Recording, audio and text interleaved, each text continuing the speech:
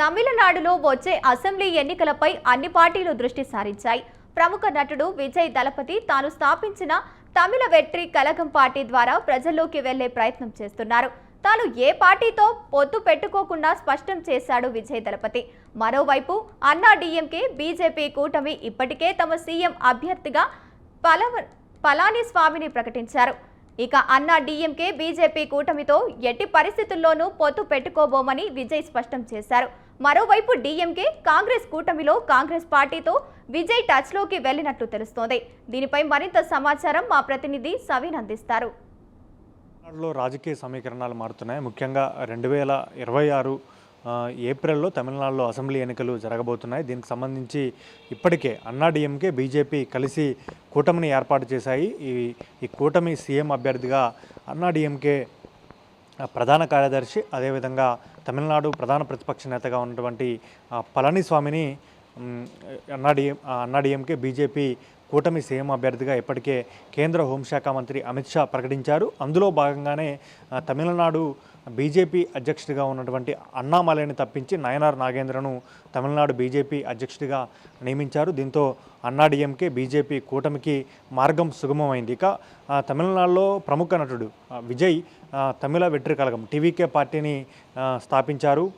విజయ్ దళపతి ఈ పార్టీని స్థాపించిన తర్వాత బీజేపీ కూటమిలో చేరతారని పెద్ద ఎత్తున ప్రచారం జరిగింది. కానీ తమిళనాడులో దళితులు, క్రిస్టియన్ల ఓట్లు, సామాజిక వర్గం ఓట్లు ఎక్కువగా టీవీకే పార్టీకి, విజయ్ దళపతికి చెందినటువంటి టీవీకే పార్టీకి పడతాయని భావిస్తున్న తరుణంలో బీజేపీ అన్నా డీఎంకే కూటమిలో చేరడానికి విజయ్ దళపతి నిరాకరిస్తున్నట్లుగా తెలుస్తోంది. అందులో భాగంగానే వచ్చే అసెంబ్లీ ఎన్నికల్లో 234 స్థానాల్లో ఒంటరిగా పోటీ చేస్తాము, కలిసి వచ్చే పార్టీలను కలుపుకొని పోతామంటూ ఇప్పటికే విజయ్ స్పష్టం చేశారు. అందులో భాగంగానే ఇప్పటి నుంచే ఎన్నికల ప్రచారాన్ని సైతం విజయ్ ప్రారంభించారు. ముఖ్యంగా తమిళనాడులో డిఎంకే అధికారంలో ఉంది. డిఎంకే, కాంగ్రెస్, సిపిఎం, సిపిఐ పార్టీలతో కలిసి, అదేవిధంగా ఇక మిగిలిన చిన్న పార్టీలతో కలిసి అక్కడ డిఎంకే అధికారంలో కొనసాగుతోంది. డిఎంకేని ఓడించేందుకు విజయ్ క్షేత్రస్థాయిలో పర్యటనలు చేస్తున్నారు. అధికార డిఎంకే పార్టీపై పెద్ద ఎత్తున విమర్శలు గుప్పిస్తున్నారు. ముఖ్యంగా డిఎంకేలో ప్రధాన భాగస్వామిగా కాంగ్రెస్ పార్టీ ఉంది. కాంగ్రెస్ పార్టీ డిఎంకే కూటమిలో చేరి మంత్రివర్గంలో కూడా కాంగ్రెస్ పార్టీ భాగస్వాములై ఉంది. కాబట్టి కాంగ్రెస్ పార్టీలో డిఎంకే ప్రభుత్వం పట్ల, డిఎంకే నాయకత్వం పట్ల కొంత వ్యతిరేకత ప్రదర్శిస్తున్నటువంటి నేతలతో టీవీకే అధినేత విజయ్ టచ్లోకి వెళ్ళినట్లుగా తెలుస్తుంది. వారితో సంప్రదింపులు జరిపి వచ్చే అసెంబ్లీ ఎన్నికల్లో టీవీకే పార్టీతో కాంగ్రెస్ పార్టీ పొత్తు పెట్టుకుంటే కనుక మీకు అధికారంలో షేరింగ్ ఇస్తాము, డిప్యూటీ సీఎంతో పాటు కీలక మంత్రి పదవులు ఇస్తామంటూ కూడా టీవీకే అధినేత విజయ్ కాంగ్రెస్ పార్టీ నేతలతో మాట్లాడినట్లుగా తెలుస్తుంది. కానీ డిఎంకేతో కాంగ్రెస్ పార్టీ ఎప్పటి నుంచో భాగస్వామ్య పక్షంగా ఉంటూ వస్తుంది. గతంలో 2 సందర్భాల్లో 2004, 2009లో కాంగ్రెస్ పార్టీ అధికారంలో ఉన్నప్పుడు డిఎంకే డిఎంకే కేంద్రంలో కీలక పాత్ర పోషించింది.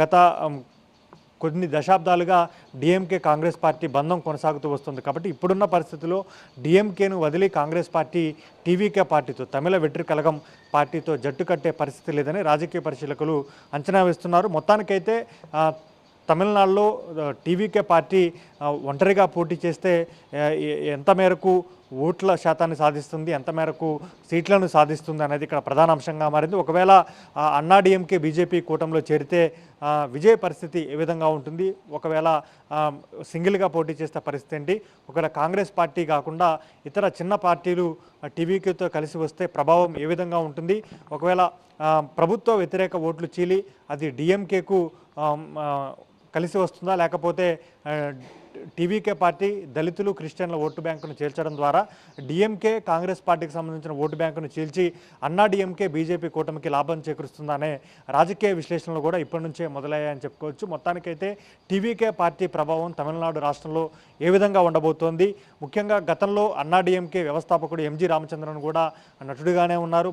మరోవైపు ఆ తర్వాత డిఎంకే పగ్గాలు చేపట్టినటువంటి కరుణానిధి కూడా సినీ రంగంలో నటుడిగా, దర్శకుడిగా, రచయితగా పేరు పొందారు. తమిళనాడులో సినీ ప్రముఖులు రాజకీయాల్లోకి వచ్చి ఎక్కువ శాతం విజయం సాధించిన వాళ్ళే ఉన్నారు. కాబట్టి ఇప్పుడు టీవీకే పార్టీని స్థాపించినటువంటి తమిళ నటుడు విజయ్ పరిస్థితి రాబోయే రోజుల్లో ఏ విధంగా ఉంటుంది? ఖచ్చితంగా తమిళ రాజకీయాల్లో సక్సెస్ అవుతారా, లేకపోతే డిఎంకే అన్నా డిఎంకేల దాటికి అన్నా డిఎంకేల ప్రభావంతో టీవీకే పార్టీ ఏ విధమైన సీట్లను, ఓట్లను సాధిస్తుంది అనేది ప్రధాన ఒక రాజకీయ విశ్లేషణగా మనకు కనబడుతుంది. మొత్తానికైతే టీవీకే అధ్యక్షుడు విజయ్ మాత్రం బీజేపీ అన్నా డిఎంకే కూటమిలో చేరకుండా, మరోవైపు కాంగ్రెస్ డిఎంకే కూటమిలో చేరకుండా ఒంటరిగా పోటీ చేసేందుకే మొగ్గు చూపుతున్నట్లుగా మనకు తెలుస్తోంది.